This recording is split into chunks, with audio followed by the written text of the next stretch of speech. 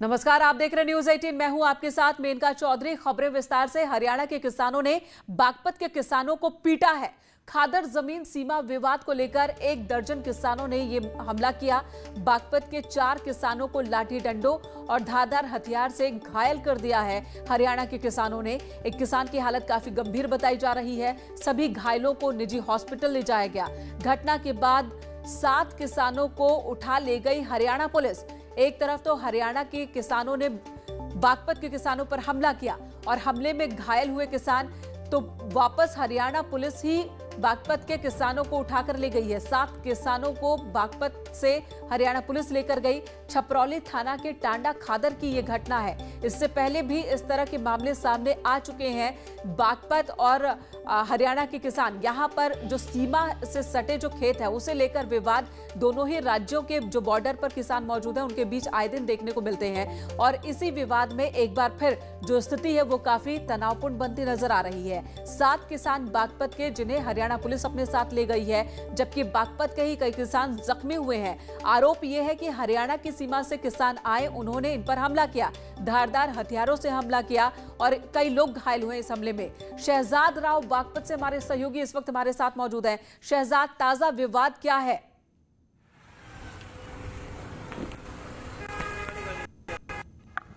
देखिए, छपरौली खादर की घटना है जहां बीते कल जो है हरियाणा और यूपी के किसानों में जो है संघर्ष हुआ है। इस पूरे संघर्ष में बागपत के 7 किसान घायल हुए हैं, जिनमें से 2 की स्थिति गंभीर बनी हुई है। हरियाणा और यूपी के जो किसान हैं इनमें पिछले काफी समय से जो है हरियाणा और यूपी पर जो खादर की जमीन है उसको लेकर विवाद चल रहा है। कल इसी विवाद के दौरान जो है दोनों पक्षों के किसान पहुंचे थे और उसी दौरान जो है दोनों पक्षों में संघर्ष हुआ। संघर्ष में छपरौली थाना क्षेत्र का जो खादर है उसमें 2 किसानों को गंभीर चोटिल है, जिनका जो है इलाज चल रहा है। जो बागपत के किसान हैं उन्होंने बताया कि पुलिस की मौजूदगी में ये सब हुआ है। हरियाणा की पुलिस मौजूद थी, यूपी की पुलिस मौजूद थी, उसकी मौजूदगी में ही जो हरियाणा बागपत के किसान थे उनको पीटा गया है। जी शहजाद, इससे पहले भी इस तरह के मामले सामने आए, क्या वजह है कि ये विवाद खत्म ही नहीं हो रहा है? हरियाणा पुलिस की मौजूदगी में हरियाणा की तरफ से दबंग किसान आते हैं, बागपत में किसानों को पीटते हैं, घायल कर देते हैं और हरियाणा पुलिस फिर बागपत के किसानों को ही उठा ले जाती है। यूपी की पुलिस क्या कर रही है? दोनों प्रदेश की सरकारें क्या कर रही हैं? ये समस्या हल आखिर क्यों नहीं हो रहा?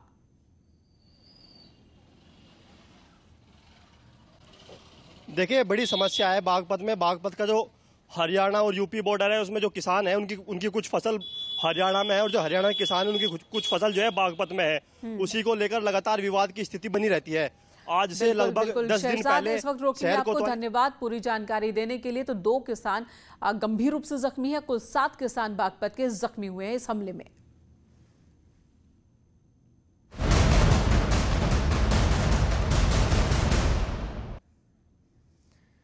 और अब बात किसानों के आंदोलन की करते हैं। किसानों से आज बात करेंगे केंद्रीय कृषि मंत्री। दोपहर 3 बजे का वक्त निर्धारित किया गया है। विज्ञान भवन में ये मीटिंग होगी। 32 किसान संगठनों को बुलावा भेजा गया है, न्योता भेजा गया है। ये वही किसान नेता हैं जो पहले दौर की मीटिंग में भी बैठे थे, उन्हीं किसानों को बोला गया है आने के लिए। किसानों के बीच बैठक होगी। किसानों के प्रदर्शन का आज 6ठा दिन है और इसी बीच एक बार फिर से बातचीत की पहल सरकार की ओर से की गई। अब किसान नेताओं ने इस बातचीत के लिए सहमति जाहिर की है। 3 बजे ये मीटिंग होनी है विज्ञान भवन में। केंद्रीय कृषि मंत्री नरेंद्र सिंह तोमर होंगे और साथ ही वो 32 किसान संगठन के नेता होंगे जो पहले दौर की मीटिंग में भी मौजूद थे। हालांकि पहले दौर की जो बातचीत थी वो बेनतीजा रही थी। किसान संगठन लगातार एक मांग पर अड़े हुए हैं, या तो किसान का जो ये बिल है, कानून है, उसे वापस लिया जाए, 3 कानून, या फिर एमएसपी उसे लिखित रूप में दिया जाए कि एमएसपी से नीचे खरीद नहीं होगी और अगर कहीं पर खरीद होती है तो कार्रवाई होगी। ये मांग किसानों की है। सरकार की ओर से बार बार बातचीत की बात की जाती रही, लेकिन किसान नेता बातचीत के लिए तैयार नहीं थे। अब किसान नेताओं ने बातचीत के लिए सहमति जाहिर की है। हालांकि ये भी एक मुद्दा बना हुआ है कि 500 किसान संगठन ऐसे हैं इस वक्त जो कि आंदोलन में है, लेकिन बातचीत के लिए सिर्फ 32 किसान संगठनों के नेताओं को ही न्योता भेजा गया है। राजनाथ सिंह भी इस बैठक में मौजूद रहेंगे। रक्षा मंत्री राजनाथ सिंह, नरेंद्र सिंह तोमर, पीयूष गोयल भी इस मीटिंग का हिस्सा होंगे। किसानों से बातचीत से पहले एक मीटिंग होगी, राजनाथ सिंह उस मीटिंग का हिस्सा होंगे। इससे पहले कल केंद्रीय कृषि मंत्री ने केंद्रीय गृह मंत्री से मुलाकात की थी, मीटिंग हुई थी। बीजेपी के राष्ट्रीय अध्यक्ष जेपी नड्डा से भी उनकी मुलाकात हुई थी और लगातार किसानों का जो मुद्दा है उस पर हाई लेवल मीटिंग चल रही है। सरकार के अलग अलग मंत्रियों की ओर से किसानों से बातचीत की बात पहले भी आती रही है और अब आज एक मीटिंग होनी है 3 बजे विज्ञान भवन में।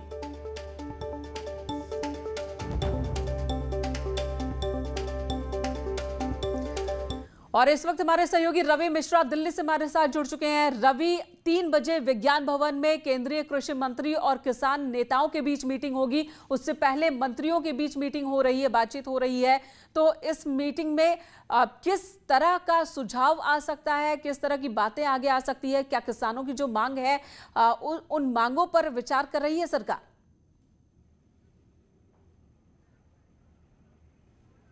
बिल्कुल, देखिए साफ तौर पे जो केंद्र सरकार है इस वक्त दबाव में है और वो चाहती है कि किसानों के मुद्दे का निष्कर्ष निकाला जा सके। आपको बता दूं कि 3 बजे विज्ञान भवन में कृषि मंत्री नरेंद्र सिंह तोमर और किसानों के जो शीर्ष नेतृत्व है उनके बीच में बैठक होने वाली है। इस वक्त मैं बुराड़ी ग्राउंड में मौजूद हूँ और आप देख सकते हैं कि किसान यहाँ पे मौजूद हैं और ये उम्मीद कर रहे हैं कि आज की जो बैठक होगी वो सकारात्मक दिशा में एक महत्वपूर्ण कदम होगा, क्योंकि ये चाहते हैं कि इस मुद्दे को किसी न किसी तरीके से सुलझा लिया जाए। क्योंकि किसान चाहते हैं कि उनके जो मुद्दे हैं उनको हल किया जाए। वो बैकफुट करने पे नहीं आना चाहते हैं, कि वो चाहते हैं कि जैसे जैसे वक्त बीतेगा ये आंदोलन और स्ट्रांग होता दिखाई पड़ रहा है। वो कुछ समझना नहीं चाहते, जो शंकाएं हैं उनके मन में सिर्फ उनका जवाब चाहते हैं। वो चाहते हैं कि एमएसपी को लेकर जो मुद्दा है वो सुलझ जाए। और साफ तौर पे आप देख सकते हैं कि अभी भी यहाँ बुराड़ी ग्राउंड में किसान उम्मीदों में बैठे हुए हैं। जी, बता दूं कि 10:30 रवि वहां पर बहुत सारे किसान मौजूद हैं, उनसे जरा बात कीजिए कि जो आज की मीटिंग है उससे उन्हें क्या उम्मीद है? क्या उन्हें ये लग रहा है कि एमएसपी का जिक्र जैसा कि वो मांग कर रहे हैं कि लिखित रूप में कर दिया जाए, वो मुकम्मल हो जाएगा, उनकी ये मांग पूरी होगी, या फिर कोई और बीच का रास्ता भी निकल सकता है? जी बिल्कुल, देखिए साफ तौर पे इनके मन में एक ही सवाल है कि जो इनके मुद्दे हैं वो आज सुलझने चाहिए। ये किसी भी प्रकार से कुछ समझना नहीं चाहते। ये चाहते हैं कि बैठक तो हो रही है पर इनके जो मुद्दे हैं वो सॉल्व आउट होने चाहिए। क्या लगता है सर, आज जो बैठक है उसमें कुछ सकारात्मक कुछ होगा कि आप लोग की जो मांगे वो पूरी हो जाएंगी? जो मंग पूरी होगी चले जावांगे, असीं बह के की करना। बड़ियां मुश्किलां नाल घरां तो निकलिया जांदा, परिवार छड्ड के, कोई एवें तां नहीं, पर जावांगे नहीं जिन्ना चिर मंग पूरी नहीं होऊ। इत्थे डटे रहांगे, किसी गल की परवाह नहीं, मंग पूरी करा के फिर जावांगे। रवि, क्लियर पूछिए, कौन कौन सी मांग पूरी होगी तब उनका ये आंदोलन खत्म होगा? साफ साफ पूछिए जरा।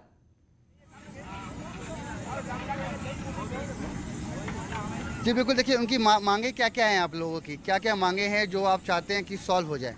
आज ਜਿਹੜੇ ਇਹਨਾਂ ਨੇ ਬਿੱਲ ਬੁੱਲ ਜੇ ਪਾਸ ਕੀਤੇ ਹੈ ਤਾਂ ਮੈਂ ਅਨਪੜ੍ਹ, ਮੈਨੂੰ ਤਾਂ ਉਹਨਾਂ ਬਾਰੇ ਨੌਲੇਜ ਨਹੀਂ ਐਡੀ ਵੀ ਉਹ ਬਿੱਲ ਬੁੱਲ ਜਿਹੜੇ ਆ ਪਾਸ ਕੀਤੇ ਉਹ ਗਲਤ ਪਾੜ ਦੇਣ ਤੇ ਜਿਹੜੇ ਸਾਡਾ ਪੁਰਾਣਾ ਸਿਸਟਮ ਚੱਲ ਰਿਹਾ ਸੀ ਉਹ ਚੱਲੇ। ਬਸ ਸਾਡੀ ਮੰਗ ਪੂਰੀ, ਅਸੀਂ ਘਰਾਂ ਨੂੰ ਜਾਂਦੇ ਰਹਾਂਗੇ। ਸਾਡਾ ਸਾਨੂੰ ਕੋਈ ਚਾਹ ਨਹੀਂ, ਬੱਚੇ ਛੱਡ ਕੇ ਆਏ ਆ, ਪਰਿਵਾਰ ਛੱਡ ਕੇ ਆਏ, ਕੋਈ ਇੱਕ ਦਿਨ ਘਰੋਂ ਨਹੀਂ ਨਿਕਲ ਸਕਦਾ। ਤੇ ਜਿਹੜੇ ਅੱਜ ਅਸੀਂ ਆਵਾਜ਼ਾਂ ਦੇ ਰਹੇ ਆ ਵੀ ਉਹਨਾਂ ਚਿਰ ਜਾਂਦੇ ਨਹੀਂ ਜਿੰਨਾ ਚਿਰ ਮੰਗ ਪੂਰੀ ਨਹੀਂ ਹੁੰਦੀ। ਇਹ ਖਬਰ ਕਿਹੜਿਆਂ ਹਿਰਦਿਆਂ ਚੋਂ ਬੋਲਦੇ ਆ ਤੇ ਕਿਸ ਤਰ੍ਹਾਂ? ਇਹ ਸਾਨੂੰ ਮਾਣ ਆ, ਅਸੀਂ ਮੰਗ पूरी करवा के जावांगे, करवा के जावांगे। बिल्कुल, मांग जी तो बिल्कुल किसान नेता इसी मूड में है कि उनकी मांगे पूरी होंगी तभी ये आंदोलन खत्म होगा। बने रहे हमारे साथ रवि। इस वक्त अमित भी हमारे साथ जुड़ चुके हैं गाजियाबाद से और वहां पर भी किसान नेता जो हैं और बड़ी संख्या में किसान हैं वो धरना प्रदर्शन कर रहे हैं, बैठे हुए हैं इस वक्त आंदोलन पर। अमित, आप कहां पर मौजूद हैं? कितने किसान अभी वहां पर है? आज की मीटिंग से उन्हें कितनी उम्मीद है? जी बिल्कुल, मैं फिलहाल खड़ा हूँ गाजीपुर दिल्ली बॉर्डर पर और किसानों ने यहाँ तीसरी रात यहाँ बिताई है। उसके बाद से लगातार किसान देख सकते हैं यहाँ पर अभी भी लामबंद हैं किसान यहाँ पर। इनका साफ तौर पे कहना ये है कि जब तक इनकी मांगे नहीं मानी जाएंगी ये यहाँ से नहीं हिलेंगे। दूसरी तरफ आप देख सकते हैं दिल्ली बॉर्डर पर पुलिस बल तैनात किया गया है, साथ ही CISF की टुकड़ियाँ भी तैनात की गई हैं। सुबह का यहाँ वक्त है और देखिए किसान यहाँ पर अपना जो समय बिता रहे हैं, ताश खेल कर अपना समय बिता रहे हैं, साथ ही खाने का भी टाइम हो गया तो यहाँ खाना भी खा रहे हैं। कुछ किसान मेरे साथ हैं। बाबू जी, आपसे जानना चाहूँगा जी। कब तक बैठे रहेंगे यहाँ पर? जब तक हमारी समस्याओं का समाधान नहीं होगा, जिन चीज़ों को लेकर के, जिन मांगों को लेकर के हम आए हैं, जब तक वो पूरी नहीं होंगी बैठे ही रहेंगे। अच्छा, तो दिल्ली जाने का भी इरादा है? ये भी पूछे कि अगर आज की मीटिंग कामयाब नहीं होती, आज की बैठक में कोई नतीजा नहीं निकलता है, तब आगे की इनकी रणनीति क्या होने वाली है? जी दोबारा तो वहाँ बैठक होगी, वहाँ बात होगी। हाँ, जो उसमें अगर सही तरीके से सौहार्दपूर्ण हमारी बात हो गई, हमारी जो मांगे हैं उन्हें वो मान लेंगे तो कोई बात ही नहीं है। अगर नहीं मानते हैं तो फिर तो भाई दिल्ली भी जाएंगे, आपके ये जाम भी करेंगे बॉर्डर, तो सारी कुछ करेंगे फिर। बिल्कुल, अन्नदाता सड़कों पर है और देख सकते हैं सड़क पे बैठ के ही अन्नदाता अन्न खा रहा है।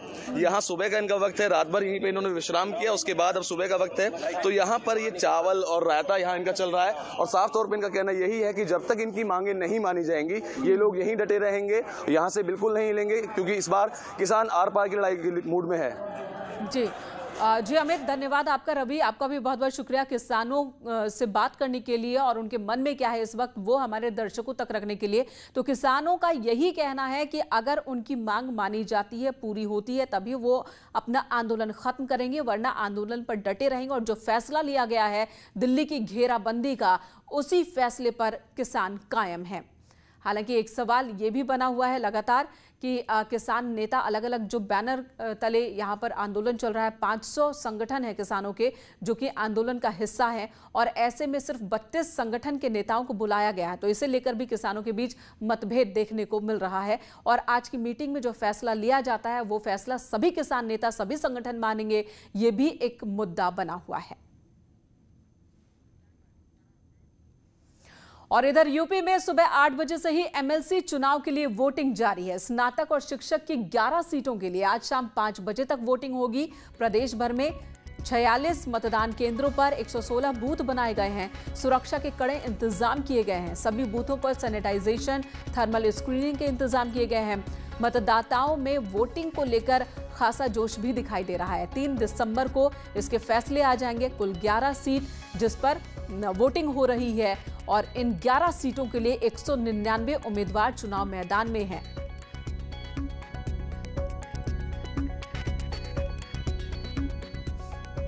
और 3 तस्वीरें इस वक्त आप देख रहे हैं पोलिंग बूथ के, मेरठ, आगरा, बुलंदशहर की ये तस्वीरें, जहां पर सुबह 8 बजे से 5 बजे तक आज वोटिंग हो रही है। 3 तारीख को रिजल्ट आना है, और उससे पहले देखिए जैसे जैसे दिन चढ़ रहा है लोगों की संख्या में इजाफा हो रहा है।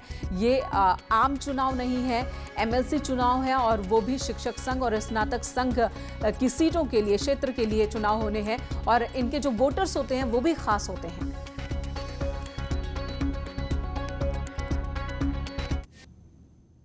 और ये एमएलसी चुनाव की 6 तस्वीरें आपको दिखा रहे हैं इस वक्त, आप टीवी स्क्रीन पर देख सकते हैं। आगरा, इटावा, मेरठ, बुलंदशहर, सीतापुर और सोनभद्र में, जहां पर बीजेपी और समाजवादी के कैंडिडेट्स मुख्य रूप से आमने सामने हैं। विधान परिषद के 11 सीटों के लिए वोटिंग हो रही है, जो कि शिक्षक संघ और स्नातक संघ के लिए सुरक्षित रखे गई हैं सीटें। और यहां पर बीजेपी पहली बार एमएलसी के शिक्षक संघ और स्नातक संघ के लिए चुनाव मैदान में है। कुल 11 सीटों की ये फाइट है, जिस पर समाजवादी पार्टी और बीजेपी मुख्य रूप से आमने सामने है। कुल 199 उम्मीदवार चुनाव मैदान में हैं। इटावा में समाजवादी पार्टी के महासचिव और राज्यसभा सांसद रामगोपाल यादव ने वोट डाला और अपनी पार्टी की जीत का दावा किया है। और शिक्षक का चुनाव शुरू हो गया है। मतदान 8 बजे से प्रारंभ हो गया है। सैफई में सबसे पहले समाजवादी पार्टी के प्रमुख महासचिव और राज्यसभा सदस्य प्रोफेसर रामगोपाल यादव ने मतदान कर दिया है। किस तरीके की स्थितियां वो देख रहे हैं इस मतदान को लेकर के, और क्या संभावना है? प्रोफेसर साहब, क्या देख रहे हैं आप ये जो शिक्षक और खंड स्नातक का चुनाव है इसको? देखिए, शिक्षक के मामले में तो आमतौर पर शिक्षक संगठनों से जुड़े हुए लोग ही चुनाव जीतते, निर्दलीय नहीं जीतते। और इसमें पहले भी असीम जीते थे, और अगर सरकारी स्तर से कोई गड़बड़ी न हुई तो असीम के ही जीतने के चांसेस हैं। जो 11 सीटें पर और इस वक्त हमारे सहयोगी रामगोपाल द्विवेदी गोरखपुर से हमारे साथ जुड़ चुके हैं। सर्वेश दुबे प्रयागराज से हमारे साथ मौजूद हैं, और बिनेश पवार हमारे साथ मुजफ्फरनगर से इस वक्त हमारे साथ मौजूद हैं। सबसे पहले रामगोपाल द्विवेदी, आपका रुख करेंगे।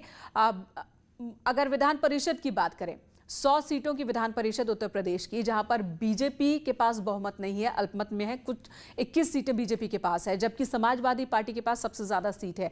और ऐसे में बीजेपी ने भी इस बार पूरी ताकत झोंक दी है। अगर गोरखपुर की बात करें तो यहां पर क्या हालात आपको नजर आ रहे हैं?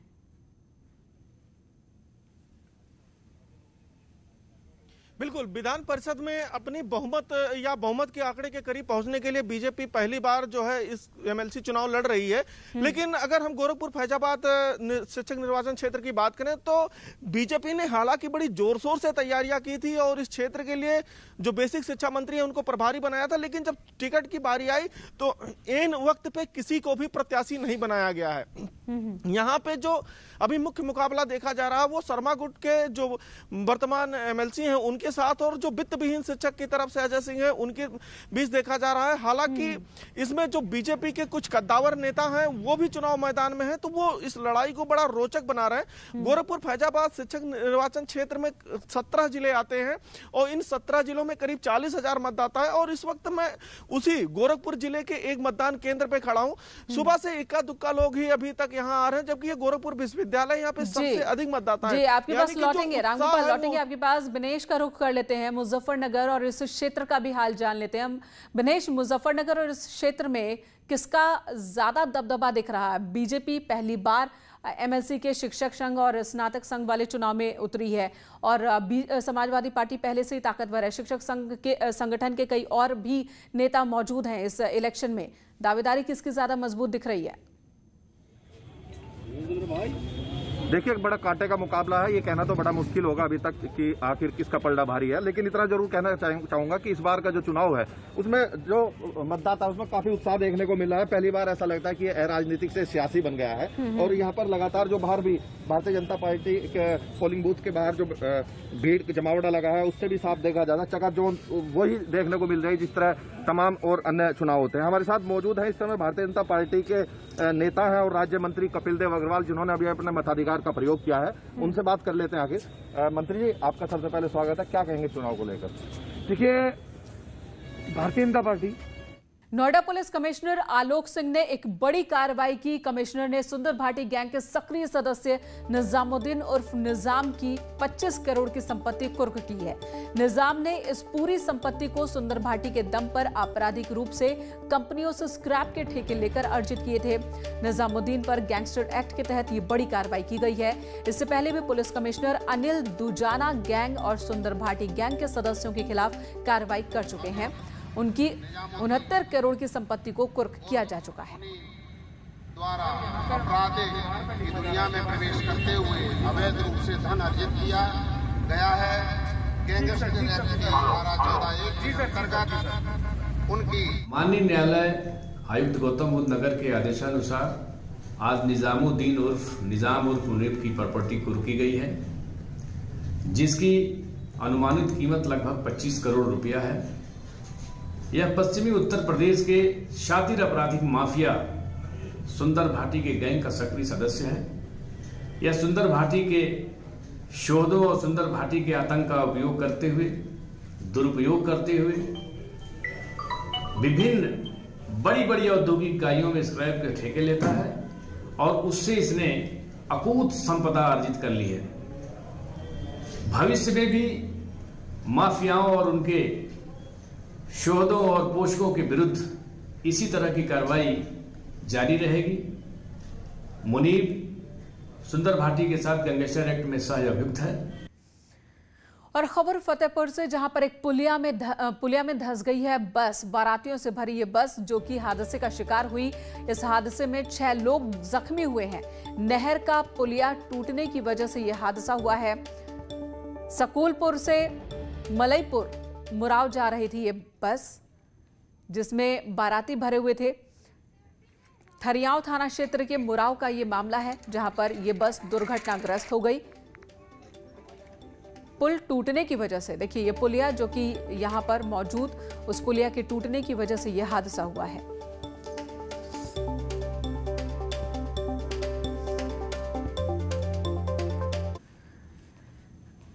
यहां रुकेंगे एक ब्रेक के लिए। ब्रेक के बाद खबरें होंगी उत्तराखंड से।